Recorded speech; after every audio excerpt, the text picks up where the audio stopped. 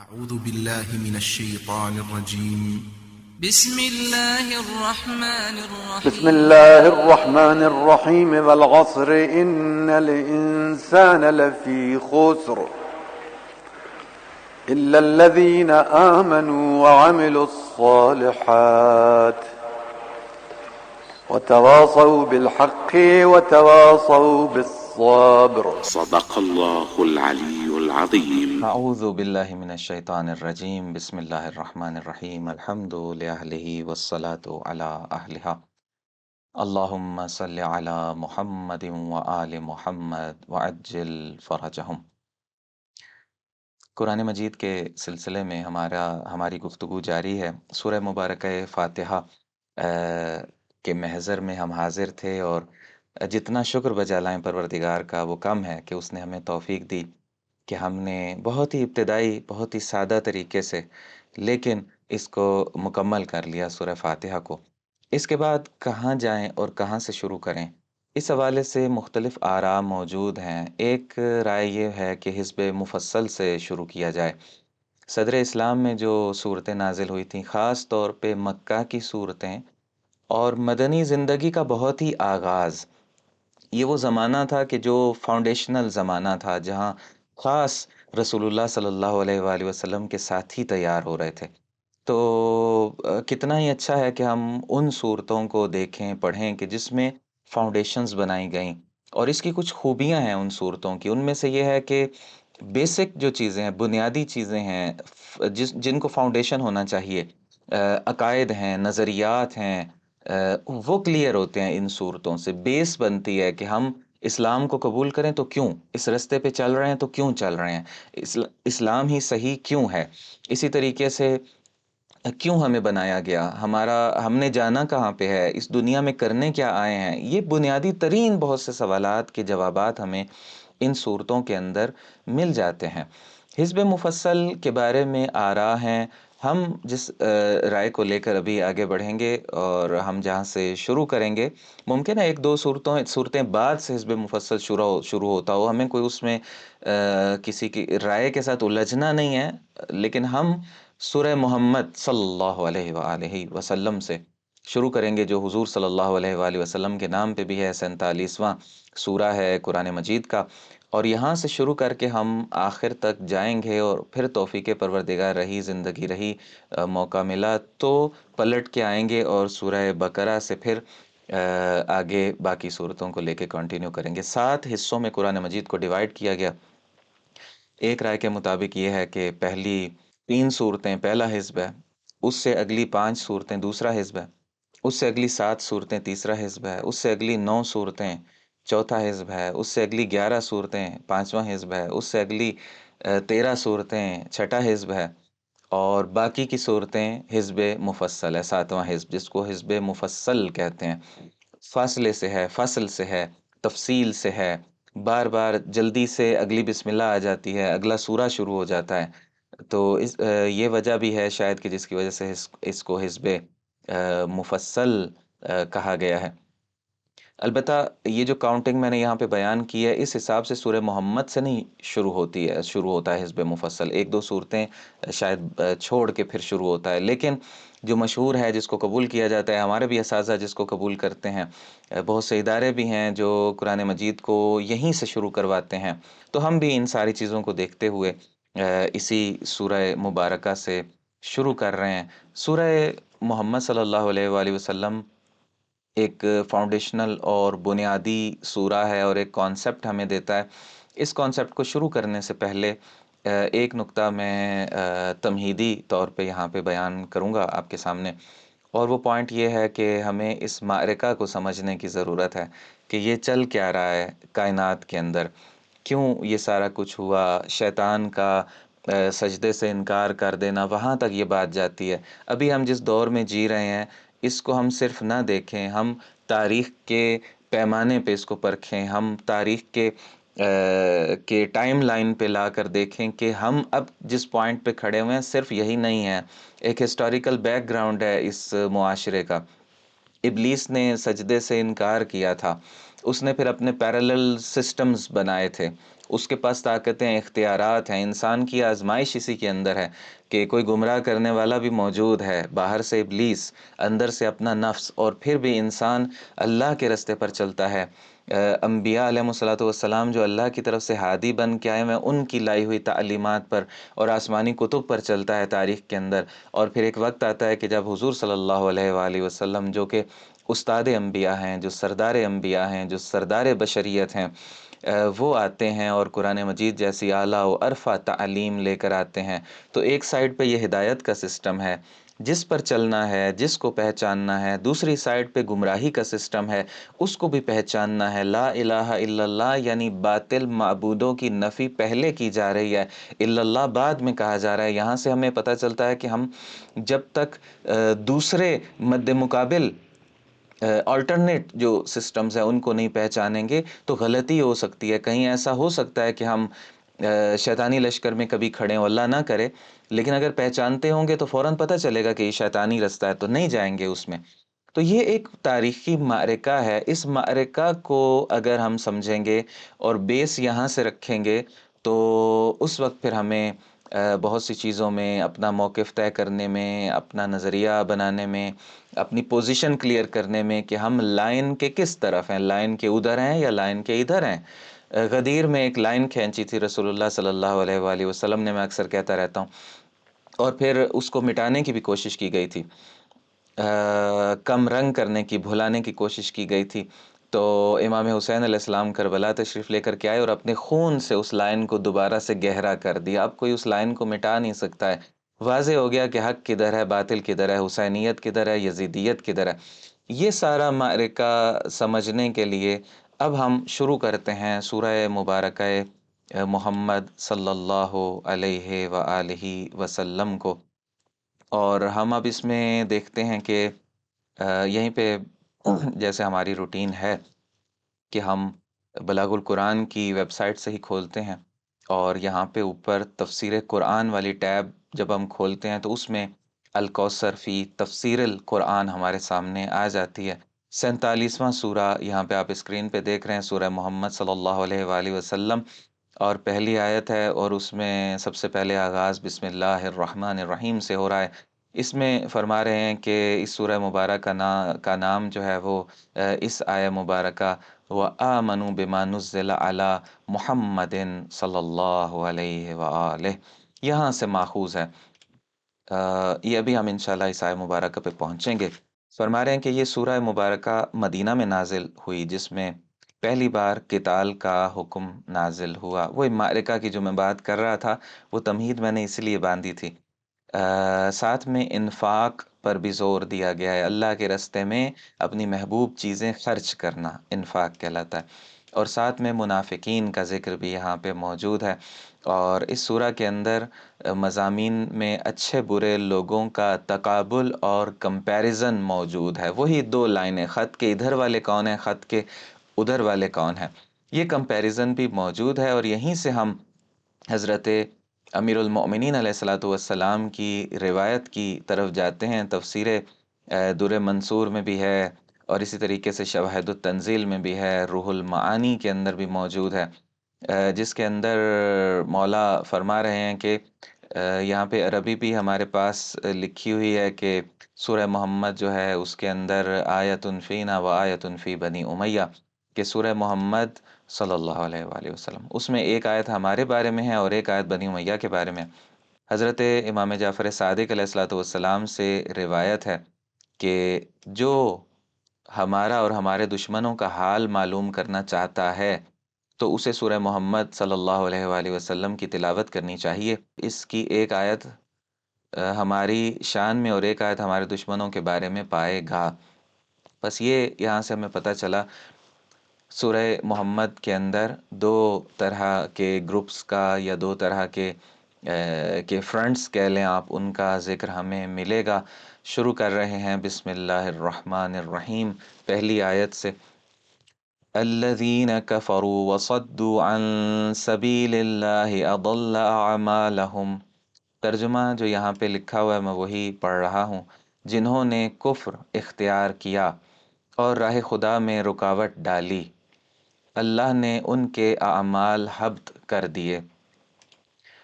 الذین جن لوگوں نے کفروا کفر اختیار کیا، وصدو اور رکاوٹ ڈالی، عن سبیل اللہ اللہ کے رستے سے، اضل ضالین ہم نے پڑھا تھا سورہ مبارکہ فاتحہ کے آخر میں، گمراہ۔ گمراہ کہتے ہیں کہ جو رستے سے ہٹ جائے۔ رستہ کیا ہوتا ہے؟ جو انسان کو اس کے ہدف پہ، اس کی منزل پہ، اس کے ٹارگٹ پہ لے کے جا رہا ہوتا ہے۔ جو ہدف سے ہٹ جاتا ہے، رستہ گم کر بیٹھتا ہے، جو گمراہ ہو جاتا ہے، وہ پھر اس منزل پہ نہیں پہنچتا جس منزل پہ رستے نے پہنچانا تھا، چونکہ اب یہ رستے سے ہٹ گیا ہے۔ یہ لوگ جو کفرو ہیں، جنہوں نے کفر کیا تھا، اللہ کے رستے سے دوسروں کو روکا تھا، نتیجے میں اللہ تعالیٰ نے ان کے اعمال کو اضلہ کر دیا، اضل اعمالہم، ان کے اعمال کو گمراہ کر دیا، ان کے اعمال کو رستے سے ہٹا دیا۔ ہدف پہ نہیں لگتے ہیں ان کے اعمال، ٹارگٹ پہ نہیں لگتے ہیں۔ یہ جتنی کوششیں کر لیں، ان کے اعمال کا ان کو کوئی فائدہ نہیں ہوتا ہے، چاہے وہ دنیاوی تدبیریں کر لیں، چاہے وہ آخرت کے لیے کچھ کر لیں، نمازیں، روزے اور حج اور زکوٰۃ اور یہ ساری چیزیں کر لیں، ٹارگٹ پہ نہیں پہنچیں گے۔ یہ سمجھیں گے کہ ہم بہت اعمال کر رہے ہیں یا بہت سے پلانز کر رہے ہیں، کوئی بھی اعمال اس میں ہو سکتے ہیں نا، کوئی بھی عمل ان کا ٹارگٹ پہ نہیں پہنچے گا۔ جو ٹارگٹ پہ نہیں پہنچتا ہے وہ حبط ہو جاتا ہے۔ حبط یعنی مٹا دیا جاتا ہے، نتیجہ نہیں ہے، ویلیو زیرو ہے۔ جب قیامت کے دن ترازو لگے گا، وہاں پہ کچھ تولے جانے کے قابل ہی نہیں ہوگا، چونکہ ویٹ لیس ہوں گی وہ چیزیں۔ تو اضل اعمالہم اس طریقے سے ہے۔ یہ میں نے بہت ہی خلاصہ اس آیت کا کیا، لیکن اس میں اہم نکات موجود ہیں۔ تو ہم اب اگلی ہیڈنگ کی طرف جا رہے ہیں، تفسیر آیات۔ یہاں پہ پہلا جو نکتہ ہے وہ ہے الذین کفروا کے بارے میں۔ فرما رہے ہیں کہ جب لوگوں نے توحید، رسالت اور معاد کا، یعنی معاد یعنی قیامت کا انکار کیا۔ اب یہ انکار کی تفصیل یہاں پہ انہوں نے بتا دی ہے، جو کہ ہماری تفاسیر کے اندر مختلف جگہوں پہ سابقہ بھی موجود ہے، اس تفسیر کے اندر بھی موجود ہے کہ اس کفر سے مراد کیا ہے۔ الذین کفروا جن کا ذکر ہو رہا ہے، کس چیز کا انکار، کس چیز کا کفر؟ تو یہ تین چیزیں یہاں پہ آ رہی ہیں، توحید کا انکار، رسالت کا انکار اور معاد اور قیامت کا انکار۔ یہ تین کام کرنے والے جو بھی لوگ ہوں گے ہسٹری کے اندر، ان کا ذکر ہے۔ اور یہ قرآن مجید کی آیتیں ہمیں پتہ ہے کہ کسی نہ ایک فرد کے ساتھ خاص ہوتی ہیں، نہ ایک ٹائم کے ساتھ خاص ہوتی ہیں۔ قیامت تک جو شخص توحید کا انکار کرتا رہے گا، جو شخص رسالت کا انکار کرتا رہے گا، جو شخص قیامت اور معاد کا انکار کرتا رہے گا، وہ الذین کفروا کا مصداق رہے گا، اور یہ اس پہ فٹ بیٹھے گی، یہ بات لاگو ہوگی اس پہ۔ دوسرا نقطہ، وَصَدُّوا عَن سَبِيلِ اللَّهِ۔ ایک دفعہ اب یہ دو کام ہیں، یہ بڑا اہم ہے، چونکہ اگلی جو آیتیں آ رہی ہیں ان میں جو چیزیں بیان ہوں گی وہ ریلیٹ ہوں گی ان پوائنٹس کے ساتھ۔ تو یہیں سے ہی ہمارا پوائنٹ آف ویو کلیئر رہنا چاہیے کہ یہ دوسرا پوائنٹ بھی یہاں پہ ساتھ میں ہے۔ پہلا پوائنٹ تھا کہ انہوں نے توحید کا، رسالت کا اور معاد اور قیامت کا انکار کیا۔ اب یہ ان کا ایک ذاتی عمل ہے، اور ذاتی عمل میں ہمیں پتہ ہے کہ انسان آزاد ہوتا ہے، دین کو قبول کرے یا دین کو قبول نہ کرے۔ لا اکراہ فی الدین ہے، دین کے اندر جبر نہیں ہے۔ تو وہ ایک ذاتی عمل شمار ہوتا، نہیں قبول کیا، انکار کر دیا۔ اب یہ چیز اس کو نہیں ثابت کرتی ہے کہ اب اس کے ساتھ جنگ شروع ہو جائے گی، نہیں۔ بہت سے لوگ ہمارے ملک کے اندر اقلیتیں رہتی ہیں، کیا ہمیں دین ان سے جنگ کرنے کی اجازت دیتا ہے؟ قطعاً نہیں۔ ان کے حقوق ہیں، ان کے رائٹس ہیں، دین تو ہمیں وہ تعلیمات دیتا ہے۔ تو خالی الذین کفروا سے کوئی باعث جنگ نہیں بنتا ہے۔ اس چیز کا، اس پوائنٹ کا میں نے کلیئر کر دیا، اگرچہ یہاں پہ بھی انہوں نے بھی اس بات کی وضاحت کسی جگہ پہ کی ہوئی ہے، آگے جہاں پہ آئے گی وہ ہم دیکھ لیں گے۔ اب دوسرا نقطہ ساتھ ایڈ ہوگا، وَصَدُّوا عَن سَبِيلِ اللَّهِ۔ اس کا کیا آگے فرما رہے ہیں کہ صرف انکار پر اکتفا نہیں کیا، بلکہ ایمان لانے والوں کی راہ میں رکاوٹیں ڈالیں، یعنی دوسروں کو بھی روک رہے ہیں۔ پرابلم یہاں سے کھڑا ہو رہا ہے کہ ٹھیک ہے، آپ اپنی چوائس سے جب اسلامی تعلیمات آئیں، دعوت دی گئی کہ اسلام قبول کر لو، قولوا لا الہ الا اللہ تفلحوا، زور زبردستی نہیں ہے، دلیل ہے، منطق ہے، لاجک ہے ہمارے پاس، قبول کر لو۔ جنہوں نے نہیں قبول کیا اچھا ٹھیک ہے نہیں قبول کیا، لیکن پرابلم یہاں پہ آتا ہے کہ صرف خود قبول نہ کریں نا، دوسروں کو کیوں روکتے ہیں، ان کی آزادی کیوں چھینتے ہیں، ان کا اختیار کیوں چھینتے ہیں؟ انہوں نے شروع کر دیا دوسروں کے رستے میں رکاوٹیں ڈالنے کو بھی، پرابلم یہاں سے ہوا۔ تو اب یہاں پہ دیکھیں، واضح رہے کہ اسلام کا موقف یہ ہے کہ اسلام پیش کیا جائے۔ ہاں یہیں پہ وہ بات تو آ گئی، اگر کوئی قبول نہیں کرتا تو اس پر ایمان لانے کے لیے کسی قسم کا جبر نہیں ہوگا، نہ اس کے خلاف کوئی طاقت استعمال کی جائے گی۔ یہ وہ پہلا حصہ ہے، الذین کفروا وصدوا عن سبیل اللہ کی طرف اگر آئیں، دوسروں کو بھی روک رہے ہیں، لیکن جب کفار ایمان نہ لانے پر اکتفا نہ کریں اور وصدوا عن سبیل اللہ یعنی اللہ کے راستے سے انہوں نے روکا اور رکاوٹیں ڈالیں، ایمان لانے والوں کے خلاف طاقت استعمال کریں، تو اس صورت میں اسلام اس طاقت کے مقابلے میں طاقت استعمال کرتا ہے۔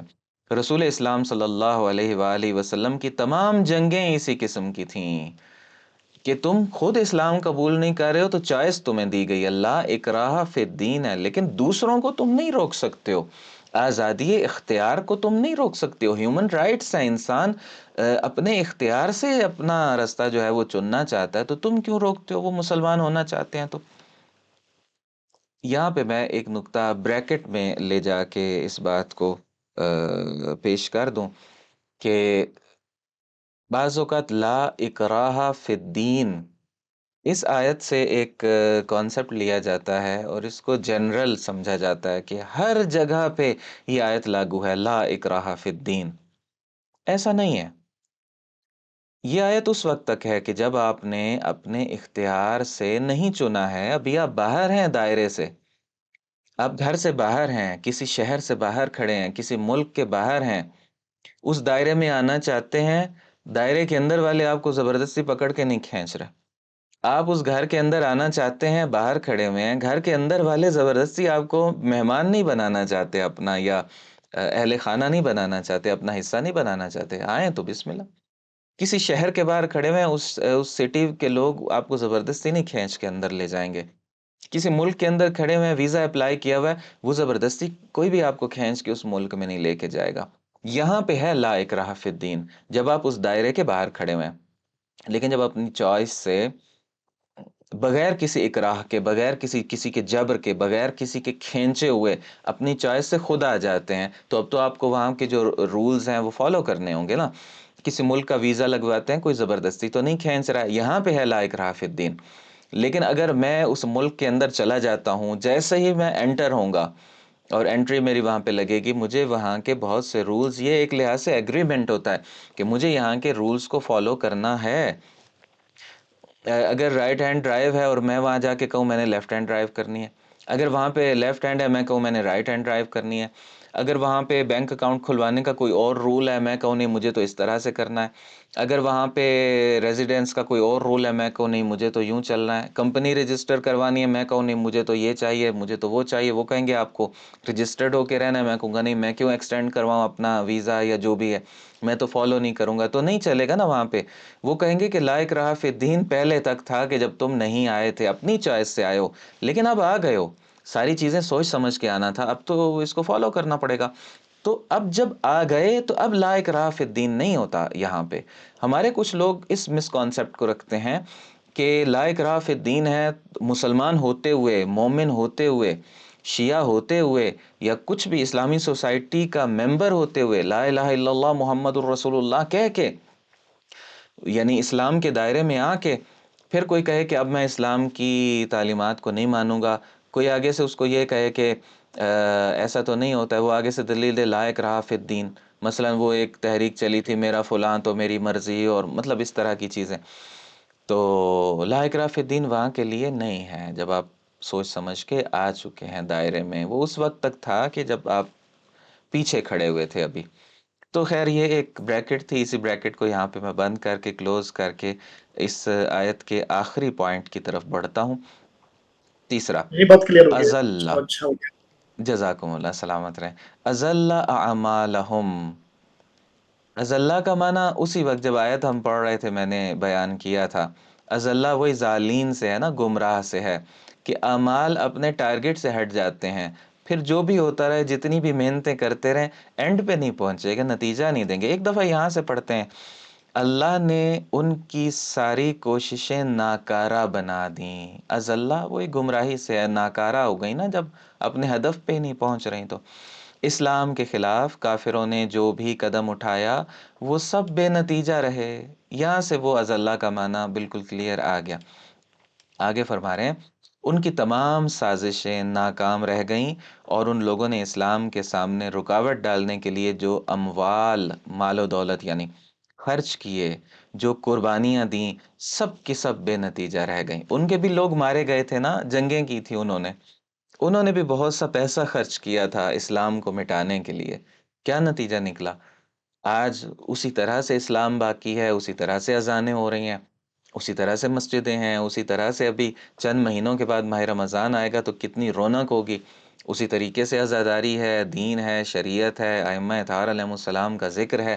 تو یہ ساری چیزیں میرا خیال ہے کہ ہم آج تمہیدی چونکہ بات بھی تھی تو اپنی بات کو یہاں پہ روک دیتے ہیں، اور اگر کوئی سوال ہو تو وہ لے لیتے ہیں، چونکہ پھر اگلی دونوں آیتیں ٹھیک ہے. ریلیٹڈ ہیں تو ان کو ایک ساتھ بیان کرنا ضروری ہوگا تاکہ معنی کلیئر ہو جائے. اس پہلی آیت سے بھی وہ ریلیٹ ہوں گی. تو صحیح. اچھا یہ ہے کہ پھر ہم اگلے اپنے سیشن میں انشاءاللہ اس کو اگلی دو آیتوں کو ایک ساتھ دیکھیں گے. تو یہ ہے کہ معنی اس کا ایک ساتھ پھر جڑا رہے گا. ایک نقطہ میں کہہ دیتا ہوں، آپ کا کوئی اگر سوال ہے وہ پھر میں لے لیتا ہوں، کہ قرآن مجید میں ہمیں بہت سی جگہوں پہ ملتا ہے کہ آیتیں، ایک آیت میں کسی چیز کی بات ہو رہی ہے تو دوسری آیت میں ہمیں لگتا ہے کہ ٹاپک چینج ہو گیا، لیکن بہت سی جگہوں پہ ہمیں یہ بھی لگتا ہے کہ ایک آیت نے ایک مسئلہ بیان کیا، ایک چیز کے بارے بات کی، ایک ٹاپک کے بارے بات کی، تو اگلی آیت میں اسی کا تسلسل ہے، اگلا حصہ ہے، کوئی اگلا پہلو ہے، کوئی اگلا زاویہ، اس سے اگلی آیت میں اسی کا ایک اگلا حصہ ہے، یعنی جاری ہے وہ، اس سے اگلی آیت میں اسی کا کوئی اور پہلو ہے. یعنی ایک ہی ٹاپک کو بعض اوقات 4 4 5 5 6 6 آیتیں لے کے چل رہی ہوتی ہیں. یوں سمجھ لیں کہ پیراگرافز کی صورت میں قرآن مجید ہے. ہاں ٹاپکس چینج بھی ہو جاتے ہیں، لیکن پیراگرافز کی صورت میں بھی ہوتا ہے، آیتیں ایک دوسرے کے ساتھ جڑی ہوتی ہیں. اگر یہ جوڑ ہم سمجھنا شروع کر دیں، اگر یہ لنکس اور ریلیشنز جو آیتوں کے بیچ میں ہیں یہ ہم سمجھنا شروع کر دیں تو اس سے بھی ہمیں بہت کچھ سمجھ میں آتا ہے. اکیلی آیت بھی ایک مطلب پہنچا رہی ہوتی ہے، جیسے اب یہ ہم نے ایک آیت پڑھی ہے تو یہ اپنا پورا مطلب سمجھا رہی ہے، لیکن جب دوسری آیت کی طرف جائیں گے تو ہمیں لگے گا کہ ہاں دوسری آیت بھی تو اس کے ساتھ ہی جڑی ہوئی ہے.